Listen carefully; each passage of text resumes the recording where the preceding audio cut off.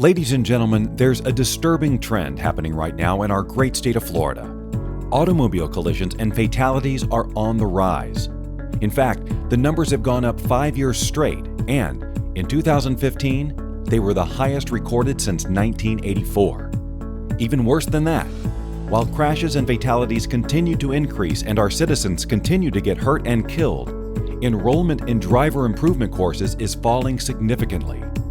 The correlation is painfully obvious. The fact is, driver improvement courses have a documented record of reducing traffic collisions. A 2014 study from the Florida Department of Highway Safety and Motor Vehicles shows that attending a class results in fewer crashes and traffic violations. So why is it that, if these courses reduce collisions and fatalities, the number of people taking them is shrinking? Well, that's obvious too. In 2009, Florida removed the financial incentives for drivers to take these classes.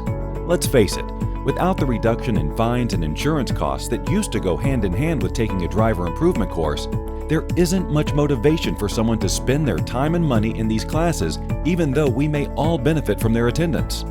And so, 5 years after taking financial incentives away, the decline in enrollment is almost 30%. Meanwhile, the number of collisions has increased by almost 60%. Ladies and gentlemen, here's a proven fact. Education is the best prevention against automobile crashes. An educated driver is a better driver, there's no question.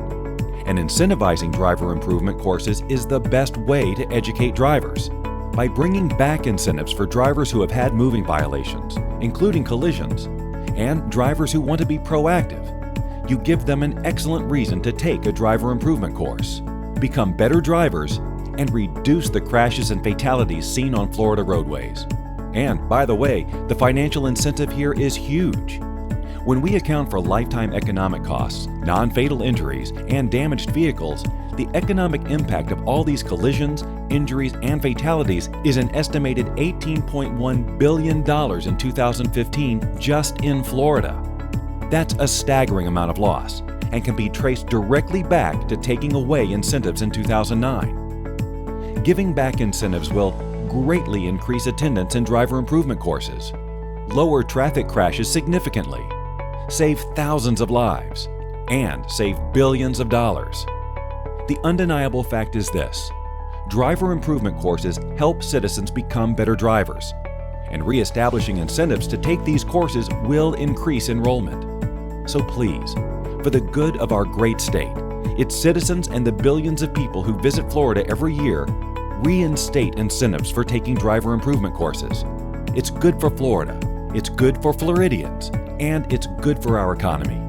Because education is the best prevention against automobile collisions.